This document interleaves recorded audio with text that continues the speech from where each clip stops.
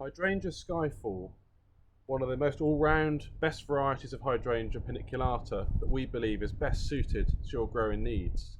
Why is it so good? Well, for us the flower performance is exceptional. The stems are really strong, as you can see from this specimen here. And if we look at the flowers in detail, they're really unique, and it's almost like a hyacinth when it comes out in flower.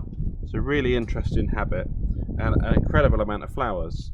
This plant is well over a year old now, but what you can achieve as growers from our liners that we supply in spring is a specimen like this within one season. Our liners have been grown and trimmed in our UK-based nursery, and they're well branched, so they're best positioned in a 23 centimetre pot or a 5 litre pot.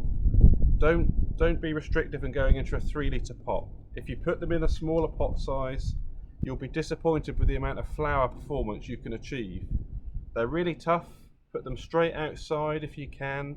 That'll keep the growth at a lot more shorter and more compact habit, and you'll have at least 3 to 5 flowers on a plant by the end of the season.